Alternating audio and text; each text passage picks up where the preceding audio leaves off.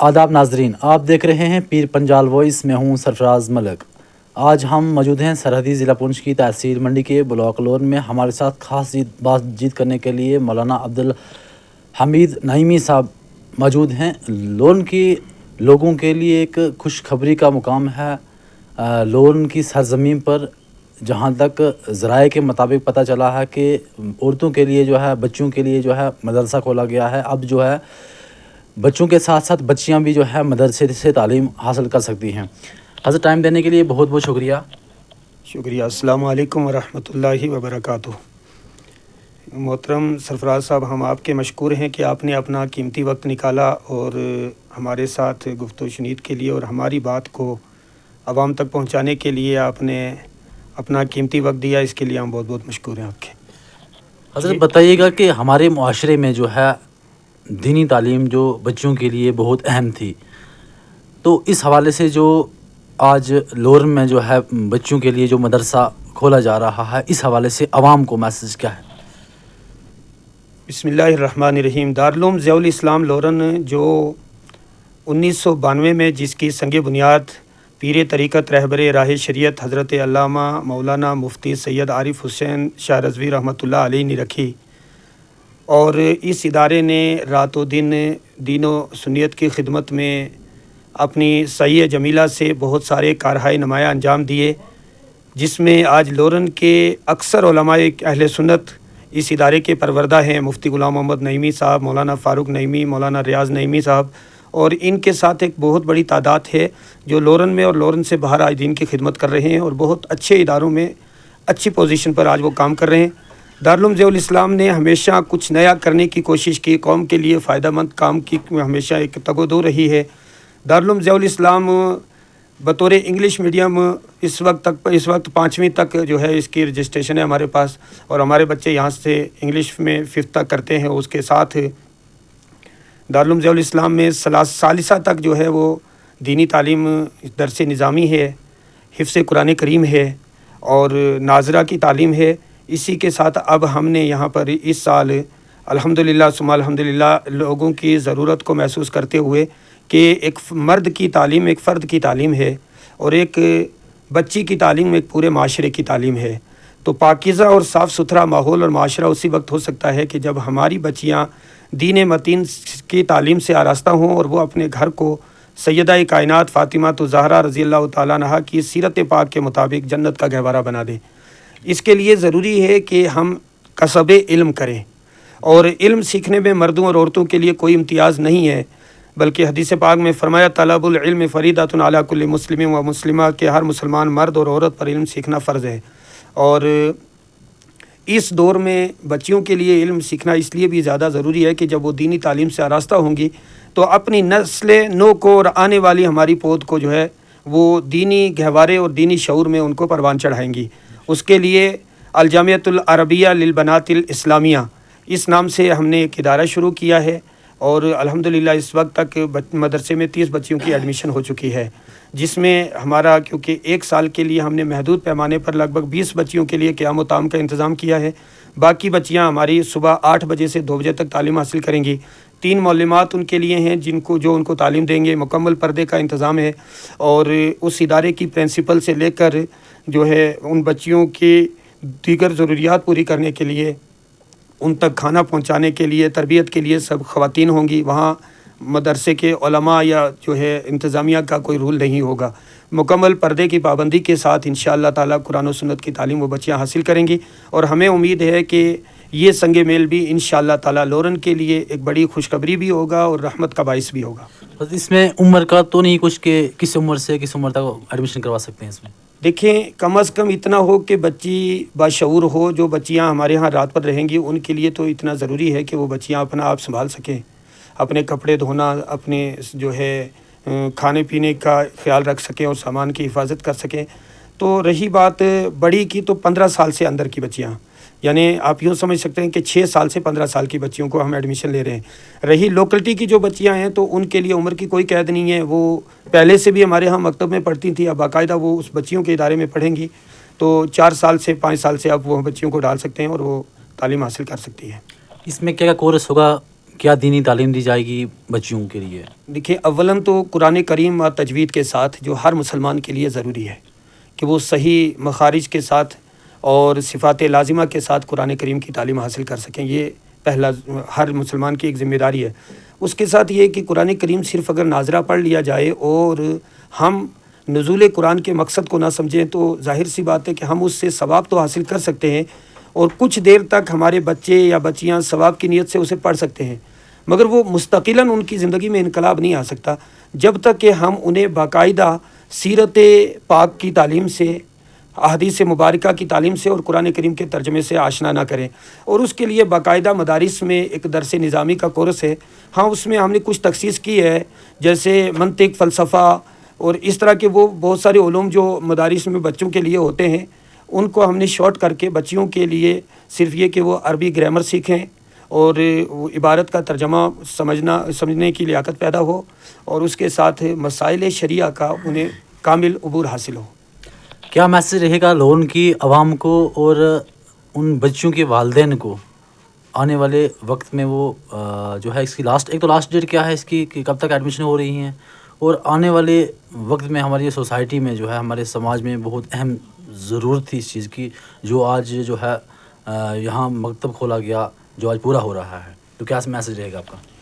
دیکھیں، ایک بات میں اس ضمن میں یہ بھی عرض کر دوں کہ اہل سنت و جماعت وہ پاکیزہ اور صاف ستھرا مذہب اور مسلک ہے جو صحابہ کرام کا مسلک ہے، جو رسول اللہ کی تعلیمات ہے اور اہل بیت اطہار کا مسلک ہے. اور اس مسلک کو دو طرح کے خطرے رہتے ہیں. ایک وہ کہ جو اس کے اگینسٹ آئیں،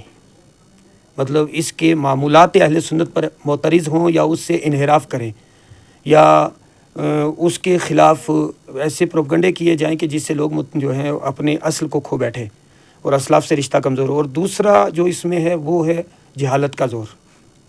مثلا آپ دیکھیں گے آج کل بعض لوگوں نے اپنا سارا دین مزارات کو بنا لیا ہے. مطلب ان سے کہو بھائی آپ نماز کیوں نہیں پڑھتے، تو بولے جی ہم تو فلاں بزرگ کی خدمت کرتے ہیں. جبکہ ظاہر سی بات ہے کہ اگر کوئی بزرگ بنا ہے تو وہ اللہ کی عبادت سے ہی بنا ہے، اور ایک بزرگ سے محبت کا کامل حق یہ ہے کہ ہم اس طرح سے عبادت کریں جس طرح سے انہوں نے اپنی عملی زندگی کو عبادت میں گزار کے اللہ کو راضی کیا. اور اس میں پھر نتیجہ یہ ہوا کہ تعلیمی کمزوری سے ہمارے ہاں خواتین، بچے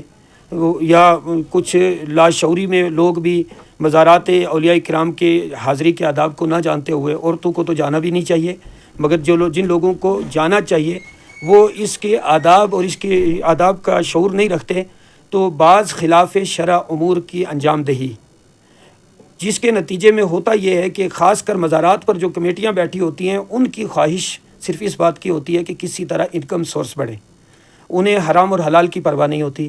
اور اس کے لیے کیونکہ وہ سماجی طور پر طاقتور لوگ ہوتے ہیں تو ان کے خلاف آواز اٹھانا بھی اتنا آسان نہیں ہوتا.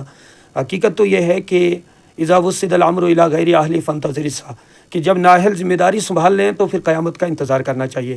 بہر صورت جس بندے کو جس کام کا علم نہ ہو اسے وہ کام نہیں کرنا چاہیے. مگر ہوتا یہ ہے کہ یہاں پر جو طاقتور ہوتا ہے سماج میں وہ ان جگہوں پر بیٹھ جاتا ہے. تو یہ جو جہلا کا عمل ہے یہ ہمارے خلاف وہ لوگ استعمال کرتے ہیں جو اہل سنت کو کسی نہ کسی سطح پر کمزور کرنے کی کوشش کرتے ہیں، اصلاح کی نیت ان میں نہیں ہوتی. تو ایسے میں ضروری ہے کہ جب ہمارے سماج میں، معاشرے میں ہماری خواتین میں دین کی تعلیم ہوگی تو وہ حرام اور حلال کو سمجھیں گی، اور ان کو اس بات کا علم ہوگا کہ جس کام کو اللہ رسول نے حرام کر دیا، شریعت نے جس کو ناپسند کیا، بھلا آپ کتنی بھی عقیدت رکھ کے وہ کام کرے اس سے آپ کو کوئی فائدہ ہونے والا نہیں ہے. یہ غلط سوچ ہوگی کہ آپ کو اس سے کوئی فائدہ مل سکتا ہے. مرد و زن کا اختلاط، یعنی ایسا میلہ جس میں مرد و عورت اکٹھے ہوں از روح شریعت، ایسی جگہ پر جو ہے مردوں کے لیے بھی جانا جائز نہیں ہے، خواتین کے لیے بھی جانا جائز نہیں. تو یہ لاشعوری، اور میں وہی عرض کر رہا ہوں کہ اہل سنت کو دو طرح کے معاملات پیش ہے، ایک مخالفین کا، ایک کاہلوں اور سستوں کا. اور وہ جو دین کے معاملات اور دین کے علم سے ناشنا اور نابلد لوگ ہیں اور وہ اپنی جہالت اور کو عقیدت کا نام دیتے ہیں، تو ان کی اصلاح اور ان لوگوں سے مسلک کا دفاع اسی صورت میں ممکن ہے کہ ہم ہر گھر میں دین کی صحیح تعلیم اور اہل سنت کا صحیح پیغام پہنچائیں. تو اس کے لیے ہر بچی کو دین سیکھنا بہت ضروری ہے. ہم ایک بات واضح کرنا چاہتے ہیں کہ ہمارے ادارے کسی طرح کی بھی فائنینشلی طور پر کسی طرح کی بھی کہیں سے کوئی ایڈ نہیں لیتے، نہ بیرون ملک سے اور نہ ہی کہیں اور سے کوئی کوٹا ہوتا ہے. آلریڈی یہ سارا جتنا نظام چلتا ہے یہی غریب عوام چلاتی ہے، اور یقین جانیں آپ کہ ان لوگوں کے پیسے میں بڑی قوت ہے کہ الحمدللہ بڑے جیت اور متحرک علماء اس وقت فیلڈ میں موجود ہیں۔ اس کا بنیادی ریزن یہی ہے کہ ان لوگوں کی حلال کمائی ایک ایک روپیہ جو لگتا ہے اس مشن کے لیے، ہم یہ ضمانت دینا چاہتے ہیں الحمدللہ ہمارے پاس آیا ہوا قوم کا ایک ایک روپیہ امانت ہے، وہ دنیا میں بھی اور آخرت میں بھی ہم سے اس کا حساب لے سکتے ہیں۔ اللہ تعالیٰ عفو کا معاملہ فرمائے، مگر بات جہاں تک یہ ہے کہ میں گزارش کروں گا کہ یہ ایک بہت بڑا بیڑا ہے۔ ہم نے زمین خریدی ہے بچیوں کے ادارے کے لیے جہاں پر ہاسٹل کی سہولت بچیوں کو دی جائے خوراکی کے ساتھ اور ہر طرح کی سہولت کے ساتھ، مگر اس کے لیے ایک بڑی بلڈنگ کا نقشہ ہمارے ذہنوں میں اور نقشے پر اس کو زمین پر اتارنا یہ عوام لورن کی ذمہ داری ہے۔ ہر گھر ایک بات طے کر لیں، ہمارے ہاں صدقات کی بہت زیادہ کثرت ہوتی ہے اور نیاز بھی ہم دیتے ہیں۔ جس طرح ہم سال میں 2 سے 4 نیازوں میں 50 سے 60 ہزار روپے خرچ کرتے ہیں، اس 50-60 میں سے ہر نیاز میں ہم یہ طے کر سکتے ہیں کہ اس میں سے اتنا پیسہ اپنے مرحوم کے لیے ہم فلاں مدرسے کو دیں گے۔ اور اسی طرح صدقے کے جانور کو آپ ذبح کر دیں گے وقتی طور پر، ٹھیک ہے اللہ قبول فرمائے ایک صدقہ ہو گیا۔ اگر آپ نے مستحق کو گوشت دیا تب، غیر مستحق کو اپنی لحاظداری میں پڑوسی کو گوشت دے دیا تو ظاہر سی بات ہے وہ آپ نے ضائع کیا، کیونکہ نااہل کو صدقہ گیا۔ اس کے مقابلے میں اگر صدقات آپ مدارس کو دیتے ہیں تو مدرسے والے اس صدقے کے جانور کو بیچیں گے، اس کا پیسہ بچوں کے خورد و نوش پہ لگے گا۔ اب ایک بچہ آپ کے لگائے ہوئے پیسے سے قرآن کریم کا ایک صفحہ حفظ کر لیتا ہے، جب تک وہ پڑھے گا جس شخص نے اس وقت میں اس کو کھانا کھلایا اس کو ثواب ملے گا، اور اس صدقے کو اللہ صدقہ جاریہ فرما دے گا۔ اور امید ہے رب کی بارگاہ میں کہ وہ صدقہ جب وہ علم آگے پھیلے گا تو نسل در نسل اس کا ثواب جاری رہے گا۔ تو صدقہ جاریہ وہ عمل ہے کہ جو مرنے کے بعد بھی بندے کے لیے مفید تر رہتا ہے۔ تو میری گزارش ہے کہ آپ صدقات دیں، صدقات کے جانور آپ زندہ ادارے میں دیں۔ اسی طرح آپ نیاز فاتحہ کرتے ہیں، اس میں آپ ایک مخصوص حصہ اپنے والد کے ایصال ثواب کے لیے، والدہ کے لیے، ظاہر سی بات ہے اور رسول اللہ صلی اللہ علیہ وسلم نے فرمایا میری امت مرحومہ ہے۔ صحابہ نے عرض کیا رسول اللہ امت مرحومہ کا کیا مطلب ہے؟ تو حضور نے فرمایا کہ بعد والوں کی دعاؤں کا پہلوں کو ثواب ملے گا، اور فرمایا میری امت کے بہت سارے لوگ اپنی قبروں میں جائیں گے گناہوں کے پہاڑ لے کے، مگر جب وہ قبروں سے باہر آئیں گے قیامت کے دن تو گناہوں سے پاک صاف ہوں گے۔ صحابہ نے عرض کیا رسول اللہ اس کی وجہ کیا ہوگی؟ تو حضور نے فرمایا کہ جن لوگوں کو انہوں نے بعد میں چھوڑا ان کی دعاؤں کے سبب اللہ تعالیٰ ان کے گناہ معاف کر دے گا۔ تو آپ یقین جانیں کہ اگر آپ اپنے مرحوم کے لیے ادارے میں ایک کمرہ بنا دیتے ہیں یا ایک بچے کو آپ اڈاپٹ کر لیتے ہیں کہ یار یہ بچہ جب تک حفظ کرے گا اس کا خرچہ میرے ذمہ ہے، گویا آپ نے اپنے بیٹے کو ہی حافظ بنا دیا ہے، اور وہ جب تک دین و سنیت کی خدمت کرے گا، قرآن کی تعلیم کو عام کرے گا، آپ کے لیے صدقہ جاریہ ہو گیا۔ تو میری عوام سے گزارش ہے دین کے معاون بنیں، اور یہ کوئی نیا طریقہ نہیں جس کے لیے ہم بلا رہے ہیں۔ اسی طرح مسجد نبوی سے، منبر رسول سے رسول اللہ صلی اللہ علیہ وسلم دین کی راہ میں خرچ کرنے کے لیے صحابہ کو ترغیب دیتے تھے، اور یہ دین کا کام حضور نے فرمایا قرب قیامت میں دینار و درہم سے چلے گا۔ ظاہر سی بات ہے کہ آج ہمارے ادارے کے آپ سٹاف کو دیکھیں، مفتی غلام محمد نعیمی صاحب ایک ہیں، میں عبدالحمید نعیمی 2، مولانا عبد المجید مصباحی صاحب، مولانا عبد الرحمن جو ہے علیمی صاحب، اور اس کے علاوہ حافظ مشتاق احمد نعیمی صاحب، اور ان کے علاوہ ہمارے ٹیچرز ہیں ماسٹر محمد اسحاق صاحب، قاری محمد صدیق صاحب، اور حافظ صغیر احمد صاحب، یعنی کم سے کم مدرسے کا عملہ 10 آدمی کا ہے۔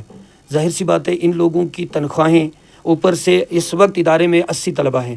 ان کے خورد و نوش کا انتظام، کتابیں ان کی وردیاں، یہ سارا خرچہ لاکھوں میں جاتا ہے، اور یہ بغیر اللہ تعالیٰ کے فضل اور رسول اللہ صلی اللہ علیہ وسلم کی عنایت اور عوام اہل سنت کے تعاون کے ممکن نہیں ہے۔ تو میری آپ کے ذریعے سے اپنی عوام سے یہی گزارش ہے کہ وہ اپنے بچوں کو ڈالیں تعلیم کے لیے، وہ دین و دنیا کی تعلیم دونوں سے آراستہ ہوں گے انشاءاللہ تعالی۔ ہمارے ہاں جو ہے عصری علوم کے لیے یعنی انگلش، میتھ، سائنس کے لیے باقاعدہ الگ سے ایک عملہ ہے، وہ ان کی تعلیم پر کوشش کرتا ہے، اور خاص کر ایک بچی کو جو چیز سکھائی جانی چاہیے ہمارے ہاں، ہم انشاءاللہ ان کو سلائی کڑھائی، اس کے علاوہ کھانا بنانا اور اس کے بعد جو ہے قرآن و سنت کی تعلیم سے آراستہ کرنے کی کوشش کریں گے، جو ہر بچی کا زیور ہے۔ تو ہمیں امید ہے کہ آپ کا میں پھر ایک بار تہ دل سے شکریہ ادا کرتا ہوں، آپ نے اپنا قیمتی وقت دیا اور آپ نے اپنی محبتوں کا اظہار کیا۔ آپ ہی کے ذریعے سے آئندہ بھی انشاءاللہ ہم اپنے منصوبہ جات اور اپنے پروگرام کو قوم تک پہنچاتے رہیں گے۔ ہماری عوام اہل سنت سے گزارش ہے اہل سنت کے مدارس کو مضبوط کریں، ہر مدرسہ اہل سنت کا اپنا ہے، مساجد کو مضبوط کریں، اپنے علماء پر اعتماد کریں، ان کے ساتھ کھڑے ہوں، انشاءاللہ تعالی یہ دنیا کی بھی کامیابی ہوگی، اللہ کی بارگاہ میں امید کامل ہے کہ آخرت میں بھی اللہ تعالیٰ سرخرو فرمائے گا۔ وآخر دعوانا الحمدللہ رب العالمین۔ السلام علیکم ورحمۃ اللہ۔